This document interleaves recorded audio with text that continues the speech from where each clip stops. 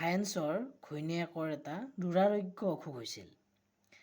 হায়েন্সৰ সেই দুৰাৰোগ্য অসুখটোৰ যোনটো ঔষধটোৰ দাম যদি 10 টকা হয়, দোকানীজনে সেই ঔষধটোৰ দাম 1000 টকা কৰি থৈছিল। ইমান বেছি দামত বিক্ৰী কৰিছিল আৰু হায়েন্সে কিনিবলৈ বাধ্য হৈছিল। কিন্তু তেওঁৰ হাতত কিনিবলৈ যিহেতু টকা নাছিল, তেওঁ তাক খুজি 500 টকা যোগাৰ কৰিলে। তথাপি দোকানীজনে তেওঁক এই ঔষধটো দিবলৈ মান্তি হোৱা নাছিল। তো তেতিয়া তেওঁৰ হাতত দুটা ৰাস্তা আছিল। এটা হ'ল তেওঁ ৱাইফক মৰিবলৈ দিব, আনটো ৰাস্তা হ'ল যে তেওঁ দোকানৰ পৰা বস্তুটো চুৰি কৰিব। তেওঁ কি কৰিব? যদি তেওঁ চুৰি কৰে তেতিয়াহ'লে এইটো বেয়া কথা হ'ব। কিন্তু তেওঁ ঘৈণীয়েকক যদি মৰিবলৈ দিয়ে, এইটোও বেয়া কথা হ'ব।